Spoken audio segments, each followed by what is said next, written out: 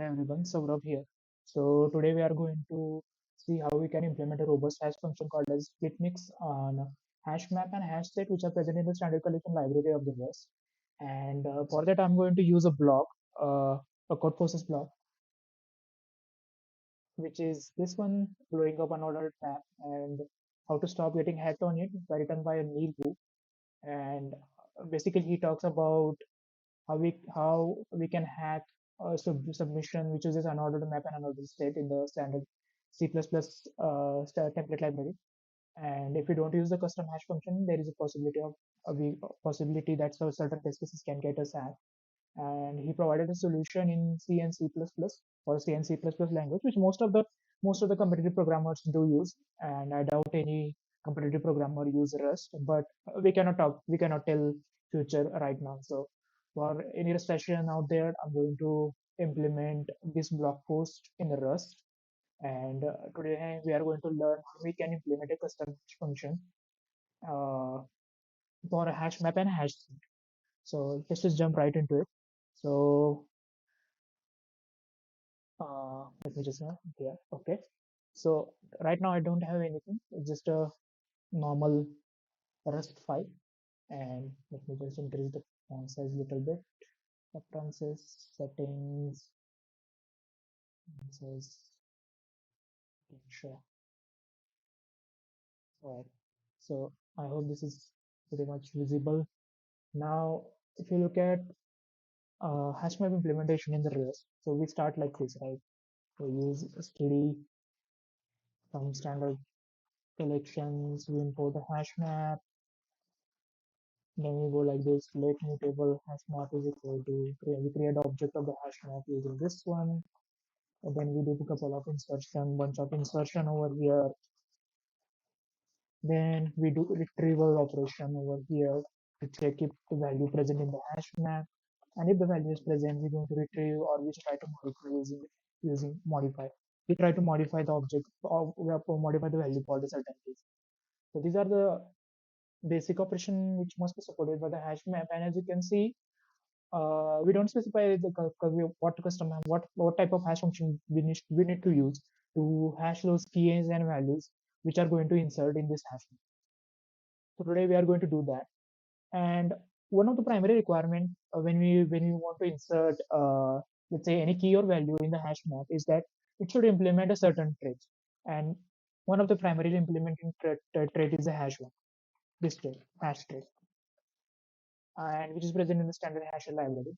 And it should implement this hash trait. And in order to hash trait to work, it should implement additionally it should have this trait bounds like partially can use, which basically says that the given objective can be compared for the equality.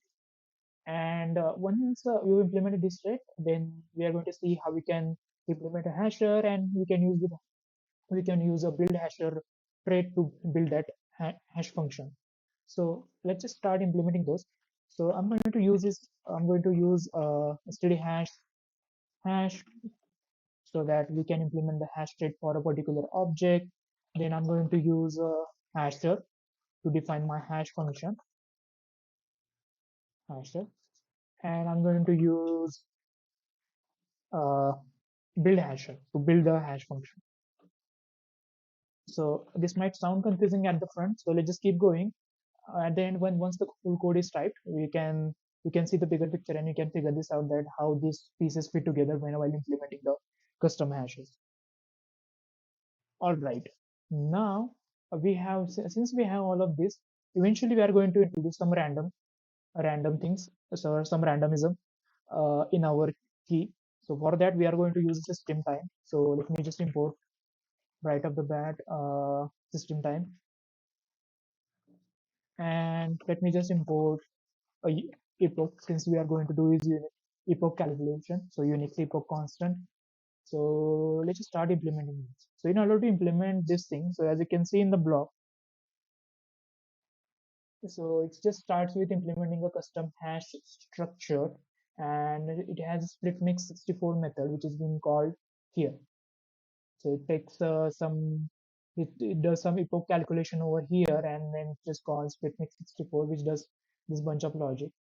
and we are not going to get into specifics of this logic, and we are going to use this arithmetic, all these arithmetic operation as it is, to get our thing, get our state, hash state. So in order to implement a hash function, so first of all we will start implementing first hasher. So for that I'm going to create a struct called as a hasher. So in order to create a struct, I'm going to type pub struct custom hasher. I'm just going to have one object, one data member called as a state. Now we are going to implement our hasher state for custom hasher, and we are going to need two methods. First one is the write, and the second one is the finish. So write will does the computation on our write will does the hash function computation on our key, and finish will return what is the value after hash function computation. So let's just write our logic first. So let's just first construct our U64 out of, so U64 state out of this raw U8 bytes, unsigned 8 bytes. So let's just go ahead and I'm going to iterate over this array. So for reference bytes, so since this is a reference to the slice of unsigned integer, unsigned 8-bit integer. So I'm going to do is this bytes, and it's going to give me U8, and we need to update the self dot state is equal to self dot state rotate left. So rotate left by 8 bits and XOR with this U64. So U64 from this current byte. So this will build our U64 number out of this U8 slice. And we are going to do is computation on this, computation on the key. So this is actually our key which we are going to insert, and for debugging purpose I can put a print line statement over here saying that what is the key. So I'm going to say self.state, and you can just write it as a key.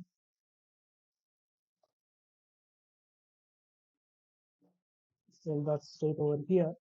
Now we are going to do is computation on this. So for this we are going to use the split mix 64 hash function. So let me just create struct for this. So pub struct split mix 64,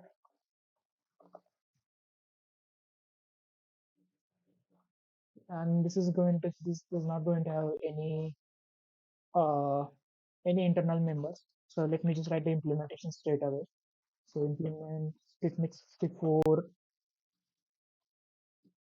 and it's going to have one method split mix 64.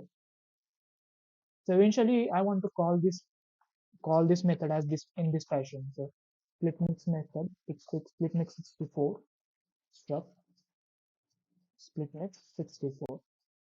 So it has to be like associated method. So I'm going to do it this way. I'm just going to take one argument, a key. Let me just call it as x, which is of type U64, and it's going to return U64. So you can see it's going to take U64 and it's going to return a U64.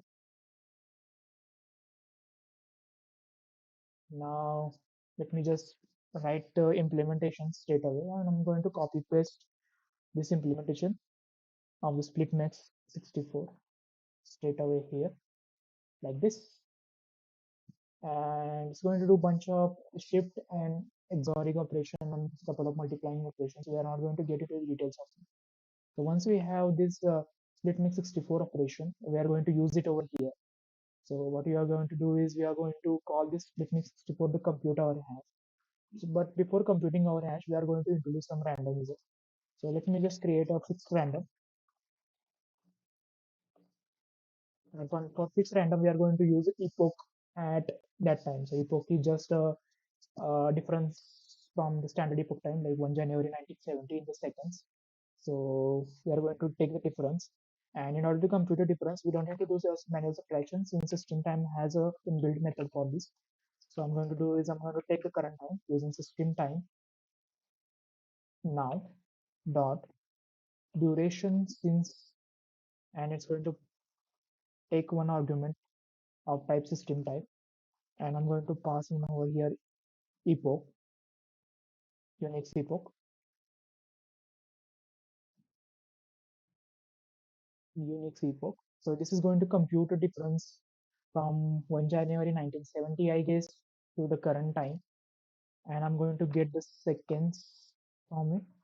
So as so this is going to give me the duration since, and it is return object of type error. So I'm going to use expect method. I'm going to specify some error message if this doesn't succeed. I'm going backwards, something along those lines, and then as then it's going to give me object of duration, out of which I'm going to extract seconds using add seconds method, and it's going to give me U64 as it is. So here we go. We did the epoch calculation. Now we are going to calculate. We are going to set our state by calculating the hash on this.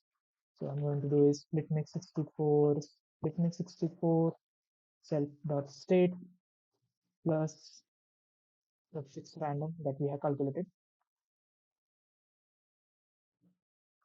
Here you go. So we are done with the calculation. So all we are doing is we are constructing a U64 number out of these raw U8 bytes.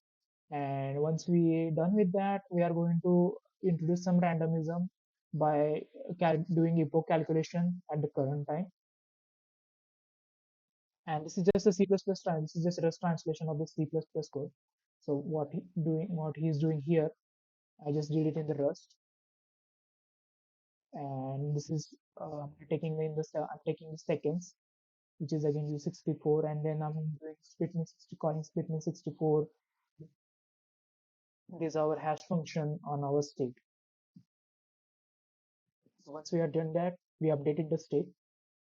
Now we have to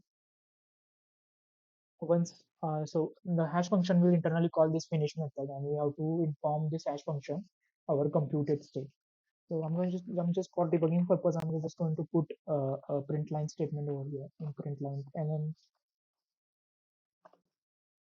hasher is called, and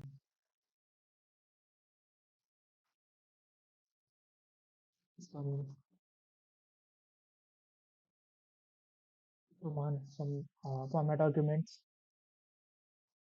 self state. We can look at the state and just return the self state. So we did the computation, uh, hash computation. Now we have a hash function. Now we have to connect our hash function to our key, and for that we are going to use a builder. So let's just create a builder class. So public struct build build custom hasher,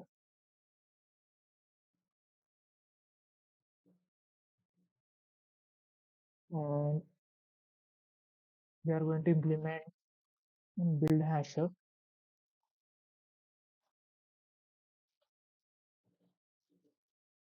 for build custom hasher, and it has one hasher member. So this hasher has to be same as the hasher we have, the custom hasher that we want to use. So let me just put it as custom hasher. Now fn build hasher, it's going to take the reference of the self, and it's going to return the object of the hasher, custom hasher. So I'm going to use this custom hasher, and we have one member called a state, and the state's initial value doesn't matter since we are going to initialize it over here. So I'm just for now I'm going to initialize it to 0. So this way we have implemented the build hasher. Now let's just use our build hasher, use build custom hasher with our hash map. In order to use it with the hash map, what you have to do is you have to declare a hash map in the same fashion. But instead of calling new, we have to call with hasher, and we have to name what is the hash builder for this. So as you can see, the hash builder for our custom hash is this one. I'm going to pass this one, build custom hasher. So what it's going to do is it's going to take build custom hasher. This build custom hasher will build our hash function, which is our custom hasher. And custom hasher is going to take the keys in this raw bytes array. From that, it's going to do hash computation, and hash computation will spit out some state, and that state will be mapped to a bucket. Okay, so this might seem so like it's a little bit of confusing. So let's just use it, and I'm going to we are going to dive into details ahead. So let me just call hm dot insert 3 2 comma 3, and let me just check whether how the hash map looks like. And let's just do a bunch of insertions.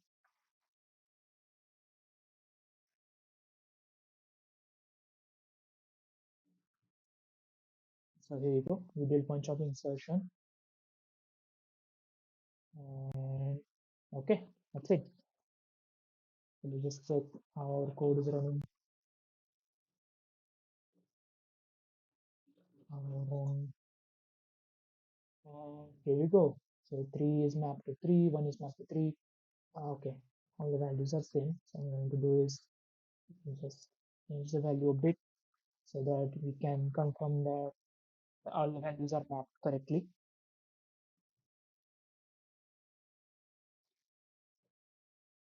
So you can see 1 is mapped to -1, 2 is mapped to 3, 3 is mapped to 4, and 4 is mapped to 5. So as you can see, the hasher is called. So internally, it's going to call the finish method to get our state, and this state will be mapped to something called the bucket, which is internally used by the hash function or this hash map to know which bucket this key map to. And yeah. Suppose now this is for I32. So we have implemented the hash custom hash function with the key type as integer 32. The same can be used for integer 64 or any primitive data type. But suppose let's say if we want to use a user defined data type. So let's say if I create a custom data type called as a point as a number, x value as a y value. Ideally, ideally we can do this like this. We can say try partial eq and hash, and we can trust the Rust library to can compute the hash on this point. But it's going to use its default hash function to compute the hash. Now we want to compute hash on this user defined data type using our own hash function which we have just defined, this split mix. So how can we do that? So in order to use our custom hash function to compute hash on this user defined data type, we need to implement one thread called as a hash. So let's just implement hash for our point fn. So it's going to have a hash method which is going to take a hasher, and it's going to determine how to compute it. So we are going to say how to compute our hash using our custom hash function. So essentially, what can be the key for our hash function? In order to do that, so what I'm going to do, and this can differ from application to application. But what I'm going to do for simplicity is I'm going to create a tuple out of this self.x and self.y, and I'm going to compute hash on that tuple. And for that, I'm going to use the hasher this way state. And now we can do the insertion of point object inside our hash map. So let's just create a point or I just try to insert in here directly. hm.insert, insert of object of type point with x value 2, y value 3, and the value let's say -1, and still works. So let me just print line our hash map.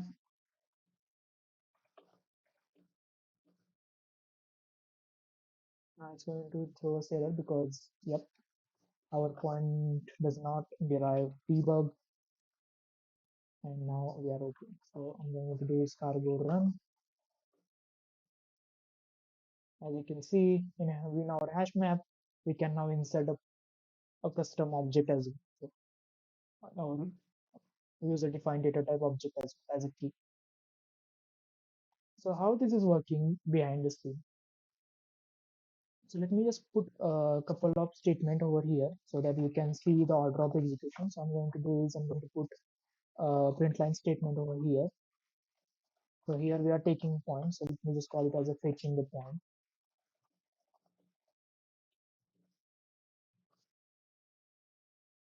Okay. So fetching the point. Let me just put a print statement over here as well.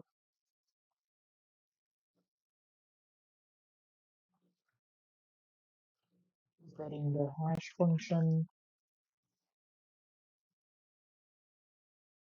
and here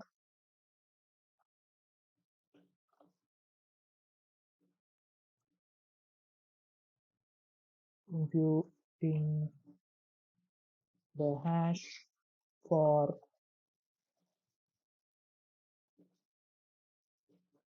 the bytes.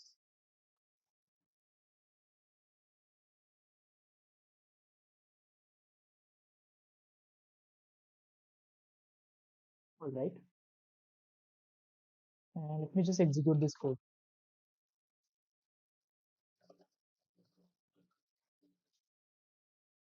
So as you can see, the first call is went to this preparing hash function thing. So first call went to this build hasher. So build hasher is going to prepare our hash function, which is going to compute our hash. So first call went to build hasher, which is going to build a hash, fetching the point. So this is going to fetch our keys, which are required for the hash function, which is this. Now it's going to call hash function. Now it's going to use a hasher, which we defined here, the custom hasher. So we are computing hash for 2, 3. What this thing is, these are just data members, the values which we have specified. So as you can see, we have these values 2 comma 3. So let me just draw a picture for you so that it can be more clear. So what just happened is we have created an object, right? So we have created an object with x is equal to we have created an object with x is equal to 2 and y is equal to 3, a point object. And we say create a tuple out of this and compute the hash. Now how the hash is implemented on this is the tuple will iterate over all of its member and it's going to compute hash on individual data member. So it's going to compute hash on this one and compute the hash on this one. In order to do that, it's going to take this value and it's going to feed it to our hash function, which is prepared by our builder, which is split min hash. And once split min hash takes this value, it's going to spit out some state. Let's call it as state 1, and state 1 it's going to map it to certain buckets which are present in our hash map. Same thing will be done for this one as well. So we can take this y is equal to 3. It's going to pass into the another split min hash function which is prepared by our hash builder, and it's going to spit out certain state. So state 2, which is going to map in another buckets in the hash map. So the build hasher ensures that it's going to independently build those hash functions so that we can do our calculation of the hashes independently without depending upon the state of other. As you can see, so whatever state we are using, whatever state we are computing in this thing, in the first hash function, we are not utilizing it in the second hash function, right? So in order to do that independent hash calculation, the build hasher will going to build this hash function, which is split min hasher, and this split min hasher will take our keys and it's going to spit out some state, and this state will be mapped to a couple of buckets which are present in the hash map. So this is the overall working of this code. So I hope you have understood this. So let me know if I can improve on this. So this is for today. Thank you.